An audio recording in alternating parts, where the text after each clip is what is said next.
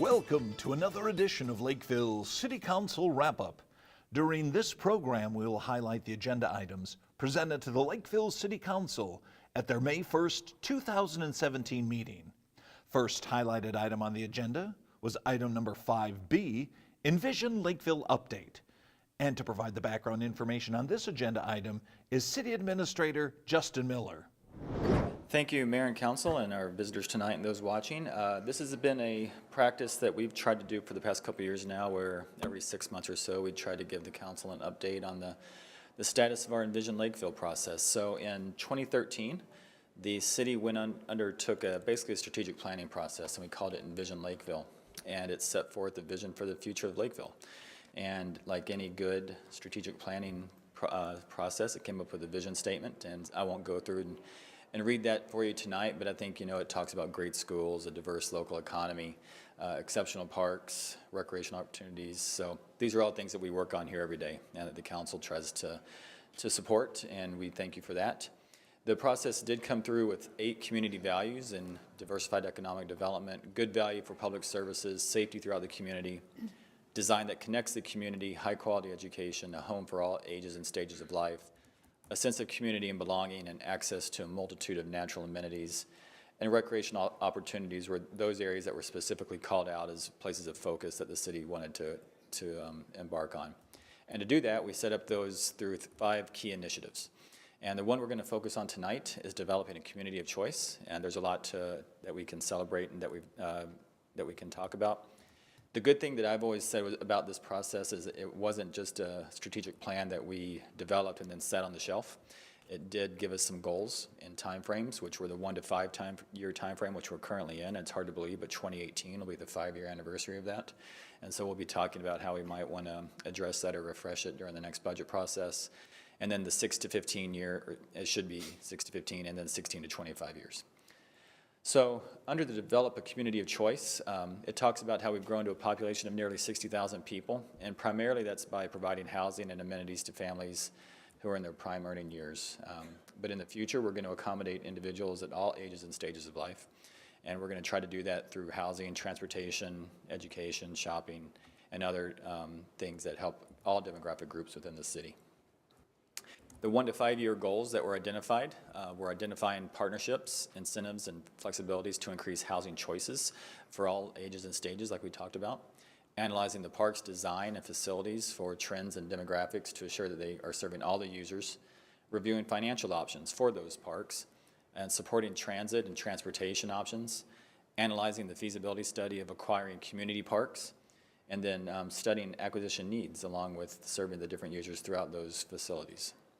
So a couple of those things that we'd like to talk about tonight, one of those was analyzing the park's design and facilities for emerging uses and trends. One of the things that was identified in the most recent Park and Recreation and Trail Master Plan was to come up with unique trails in parks and not just your cookie cutter parks that some communities get in a rut with. And I think we've done that. Just in the past couple of weeks, we've broken ground on an off-road bike trail over by Lake Marion, and that was a great initiative and great partnership with the Lakeville Cycling Association and fundraising through their effort. The Ritter Farm Dog Park is bringing a whole different group of people to the Ritter Farm Park that might not have gone there. Pickleball is becoming an increasingly popular sport, especially among our senior population, and so we've retrofitted some courts to do that. We have replaced some playgrounds at Oak Shores and Quail Meadows, and those have been done in a partnership, which we talk about. The Land of Amazement 2.0 was a major initiative last year. Lots of fundraising throughout the community, lots of community support. And then, our basics, our bread and butter are the neighborhood parks. And our most recent one that we built was in the Summerlin neighborhood, which is just north here of City Hall. Along with that, we also need to review the financial options for our legacy parks, or what we call our big community parks. And those are going to be uniquely Lakeville and things that people identify with Lakeville. The council has agreed to a master plan process for Antlers Park. We've acquired some land next to that to expand that in the future. And WSB and Associates will be going through that community planning process over the next couple months. Likewise, we've acquired about 66 acres of a park in the Avonlea area. And while that's a couple years down the road, we are starting to initiate plans for that development. We're reviewing, as always, the master plan for the parks, trails, and open space. And then Recently, the Park Trails and Natural Resources Community, the Park and Recreation and Natural Resources Committee and the Financial Advisory Committee have reviewed a 10-year plan for our capital needs in our parks. And that'll be coming to the City Council in the next work session to review that as well. One of the things we talked about also is supporting transit expansion and transportation system improvements. The Cedar Avenue Red Line currently does extend to Lakeville, and we're hopeful that we're going to continue to see that expand down to the industrial park off County Road 70. The Orange Line is an express bus service, or a BRT line, off of Interstate 35, and we're hopeful that that will extend to Burnsville and then eventually Lakeville in the second phase. We always look for transportation options for our seniors, which we hear a lot about. And one of our legislative priorities was for increased lane capacity along Interstate 35. The Holyoke Avenue streetscape, that is redoing the streets, but it's also increasing the mobility and the usability of our sidewalks downtown. And then we've recently expanded Dot Boulevard to 4 lanes, and over the next 2 years, we'll be expanding County Road 50 between Dodd and to the roundabout to 4 lanes as well. And not to be overlooked, we do repave and reconstruct a lot of streets every year in our residential areas as well, and that's important to keep in mind. So we have, the bread and butter development in Lakeville is residential, and it probably will be for many years. And it's really broken down into 3 segments: apartments, townhomes, and single family. On the apartment side, we've seen a lot of activity lately. Lakeville Point is about 50 units just south of NTB, and that's under construction right now. Avonlea Village Green is about 150 units, and that's over by the Cedar Avenue Park and Ride, and they'll be breaking ground here shortly. Lee Lake, there's a dementia care facility being built over there, as well as a new plan that will be coming to the Planning Commission and the City Council for another apartment building along Interstate 35 here in the next couple months. And Kingsley Place Senior Housing has received approval for the second phase of their building. Again, hoping to get that all ages and stages of life met. Townhomes is an area that we saw a lot of increased activity, especially in 2016. That market is coming back and providing a good niche for a segment of homeowners. These are just a couple that have been approved or will be coming through the city shortly. But really the bread and butter of our residential properties is always going to be single family. And you can see there's no shortage. We just listed a few of the most recent developments there, but that will continue to be a strength. The city for the past 4 years has been the #1 home builder in terms of single family in the Twin Cities, and we don't see any reason why that won't continue to be the trend. And to support all of that is really what we're undergoing right now is our 2018 Comprehensive Plan Project. This is something that we are required to do every 10 years. And this is really going to be a community-wide project. We've already started our neighborhood meetings. You can find out where your neighborhood meeting is on our website, lakevillemn.gov. But this project is more than just a land use process. We also look at transportation, sanitary sewer, parks, water management. Pretty much everything the city does gets addressed in one way or another in the comprehensive plan. And that's really going to set the tone for where we go in the next 20 years. The task force, when Envision Lakeville was adopted, was made up of some very dedicated individuals, and we listed them here, and we always want to thank them for their work. And like I said, next year is the 5-year anniversary of this project. And so we'll be talking to the council about how we want to maybe re-engage this group or another group and see how we want to take the next steps. So that's what I have tonight, and I'd be glad to answer any questions. Next highlighted item on the agenda is item number 5C, Parks and Recreation Quarterly Report. And to provide the background information on this agenda item is Parks and Recreation Director John Hennon. Thank you, Mayor, City Council. This is the quarterly report for the Park and Rec Department. That will include the months of February, March, and April. So starting off with a couple park projects. Mr. Miller mentioned a couple of these, the West Lake Marion Off-Road Bike Trail. We executed an agreement with a contractor out of Rosemont, and that firm is out at West Lake Marion Park now constructing the bike trail. Once it's complete, it'll be 5 miles in length. And as was mentioned, we're working closely with Lakeville Cycling Association, and not only are they accepting donations and doing a great job on fundraising for the project, but are also constructing about 600 feet of trail. So they are out working on that as well. Some of the larger donators that they reached out to included Lakeville Lions, Apple Auto, Platt Dentistry and Platt Contracting, Post Consumer Brands, and Lakeville Rotary, just to name a few of the donators. Also, we're moving forward on the construction of the pickleball courts, as was mentioned at Dodd Trail Park. So we'll be converting the tennis courts there into 6 designated pickleball courts, and that will be completed this summer as well. Some other park maintenance programs that occurred this past couple months: tree trimming and removal, picnic table construction and disbursement in our system, annual trail inspections, and of course this is the time of year where we're laying out fields and striping for the athletic association. So we laid out work on about 100 fields in the spring in preparation for the summer activities. Also under park maintenance, we worked with our city forester on the 10th annual tree and shrub sale. And as you can see, we sold 217 trees, 108 shrubs, and 4 trees were also donated to the city, and we'll be installing them in our park system.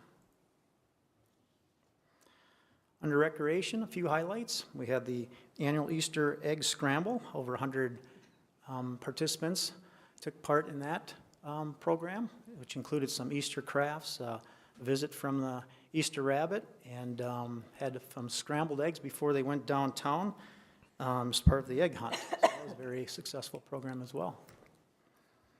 Free Family Fun Fest occurred in April. Over 800 kids participated in that event. They were able to play some games, watch a movie on the turf at Ames Arena, do some ice skating, and jump in some inflatables.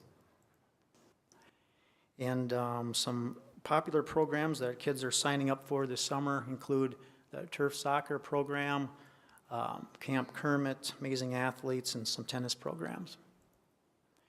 And on March 18th, the Park and Rec brochure went out, so everyone should have received that at home. And included in this year's brochure is 15 new programs that Patty and Casey came up with, so a lot of new programs that are included in the brochure this year. Moving to the Art Center, art class registration went live in March, and some popular offerings include the Prairie Fire Theater Camp, Messy Hands Painting, and pottery. A pottery class was also very popular when it comes to registrations. Also, the Pottery Studio has been busy hosting private art parties. A total of 10 of them have been hosted this year. Moving on, the final First Thursday Pub Night was hosted in April, and this was a total of 7 performances for this series, and it was a very good outcome of the First Thursday Pub Nights. This is the second year we did it, and we'll do it again next year. Children's Castle Theater had the Little Mermaid show, and that show was sold out, so that was a very successful program as well. And the annual Youth Art Month exhibit was held in March, and artwork from 13 Lakeville schools were featured with an estimated 300 pieces. The exhibit opening had highest attendance in the history of the event, with an estimated 1,000 folks visiting the exhibit. And the staff is also working on the 2017-18 playbill. Moving on to the Heritage Center. The Heritage Center expanded its cardio class programming by adding a 5:15 session to accommodate those active adults who work during the day, and also a pickleball class or opportunity was added also. So now participants can not only play on Tuesdays and Friday mornings, but also at Wednesday evenings pickleball. So that's been added. The golf group met also, along with the Health Angels biking group. And on April 11th, a new member open house was hosted at the Heritage Center, which showcased all the benefits of being a Lakeville area active adult member. 70 individuals turned out for the event, and 13 individuals purchased membership during that day. And just a few other items at the Heritage Center included Knights of Columbus lasagna dinner, get rid of clutter presentation, and we also had 10 active adults participating in oil painting workshop. And we can't thank our volunteers enough. In the first quarter of this year, a total of 706 volunteer hours were recorded. So thank you to them. And finally, coming up, we have this Saturday, the Household Hazardous Waste Drop-Off Day event, which is at the Central Maintenance Facility from 9 to 2. And not only can you drop off your household hazardous waste, but that also includes your electronics, appliances, and we'll also be doing document destruction. Again, that's this Saturday from 9 to 2. Sister Act will be performing on May 12th. at the Arts Center, and then there's a fashion and fun fashion show at the Heritage Center on May 24th. So I'll be happy to answer any questions you may have. Next highlighted item on the agenda is item number 8, after the fact variance for a deck structure setback from the Orchard Lake ordinary high water level and total impervious surface area on property located at 12245 175th Street West. And to give the information regarding this agenda item is Planning Director Darrell Morey. Here's an aerial photo that shows the location of the property in question. As you can see, highlighted in red is the subject property. Fronts on 175th Street. Orchard Lake is to the north, and as Ms. Raines mentioned, there is a relatively shallow depth of lot for the lots on the south side of Orchard Lake, given the distance between the street and the lake.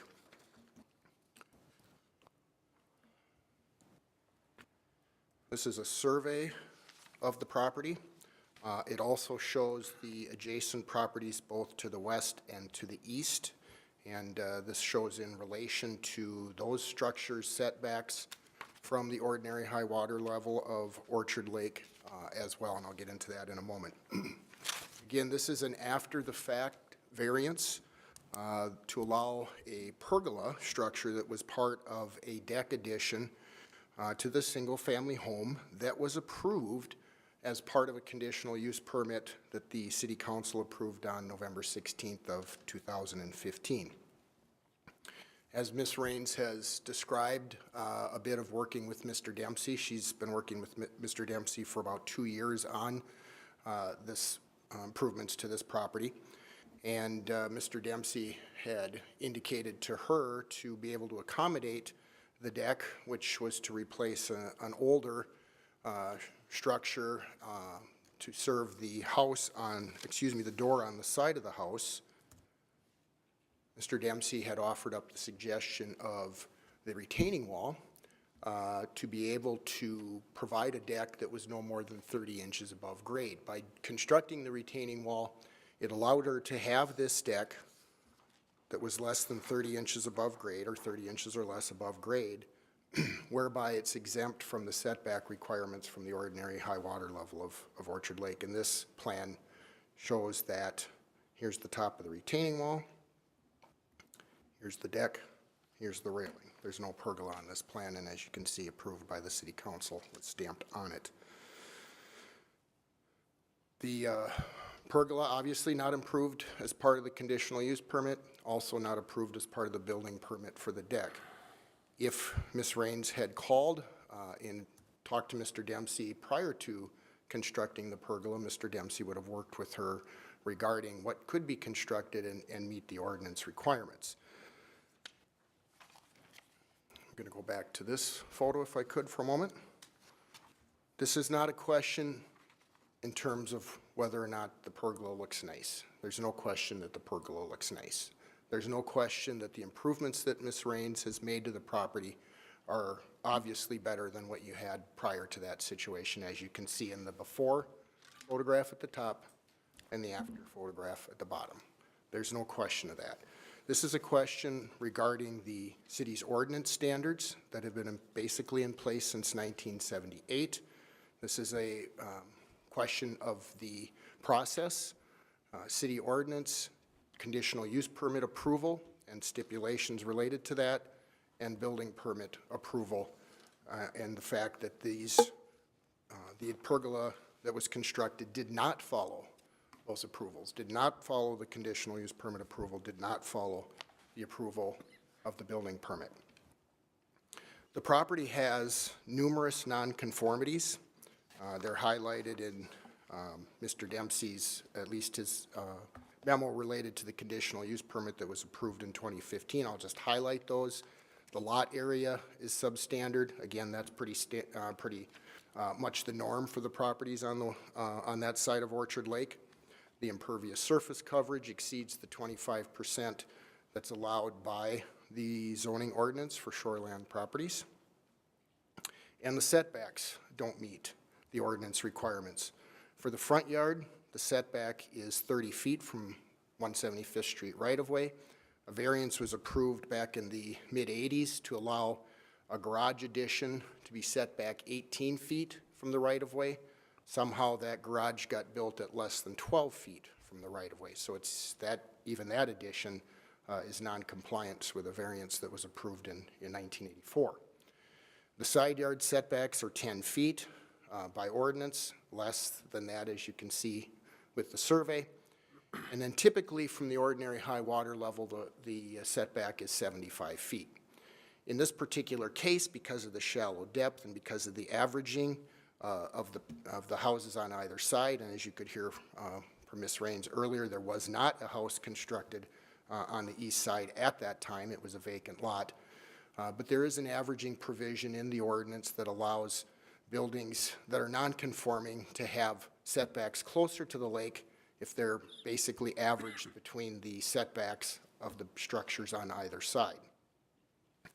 This red line that's shown on the survey shows that 50-foot setback. As you can see, the adjacent lot house to the west and the newer adjacent house to the east are within that setback, but not to the degree that this house is. This house is set back 38 feet from the ordinary high water level, and that includes the deck and the pergola structure, which is approximately half of what the normal shoreland requirement is, and about 10 feet less than the 50-foot averaging provision. Staff and the Planning Commission, when we reviewed this variance application, reviewed it for the 7 criteria that are listed in the ordinance that must be met, all 7, pertaining to any variance request that comes before the city. I'm not going to go over all 7 of those criteria, but I would like to highlight 3 if that's okay. One is that the variance would be in harmony with the general purpose and intent of the zoning ordinance, and as you heard, this property already has a significant reduction in the setback requirement, the 38 feet versus the 50-foot averaging provision versus the 75-foot typical ordinary high water level setback. That the plight of the landowner is due to circumstances unique to the property that were not created by the landowner. And that is one that the Planning Commission really had a hard time with, because in this particular case, the plight was clearly created by the landowner by constructing the pergola without city approvals. And that the granting of the variance excuse me, will not alter the essential character of the neighborhood in which the property is located. Over the past, I've been here for 28 years, the city has worked very hard in terms of improvements and additions that are made on lakeshore properties, not just Orchard, but Lake Marion as well, in terms of reducing or eliminating non-conforming situations. I spoke with Mr. Dempsey today because he's been involved with many of those. Just to hazard a guess for me how many properties that would have affected over the years that he and I have worked together. And he thinks it's probably somewhere in the neighborhood of 15 to 20 properties that those property owners have willingly cut off parts of their deck, removed or sawed off parts of their driveway, eliminated sidewalks, eliminated sheds, to be able to be more in compliance with the ordinance for a house addition. And this is the case where house additions that are proposed meet the setback requirements. So the house would meet the setback, addition would meet the setback requirement, but they are eliminating non-conformities in order to gain that conditional use permit approval. So that has been very consistent, something that the city has done over, again, 30 years or more. So again, the variance does not meet all of the 7 of the criteria. The Planning Commission did hold a public hearing at their April 20th meeting and unanimously recommended denial of this request, again, because it does not meet all 7 of these criteria. They have adopted findings of fact in conjunction with their decision. Those findings basically have been forwarded to City Council for decision, again, based on denial. And as such, staff is recommending denial of this variance request, and I can stand for questions. Item number 8 was denied by the Lakeville City Council. Well, those were the highlighted items presented to the council at their May 1st, 2017 meeting. If you have any questions or comments regarding these agenda items, please feel free to call City Hall. The number is 985-4400. Thanks for watching this edition of Lakeville City Council Wrap-Up.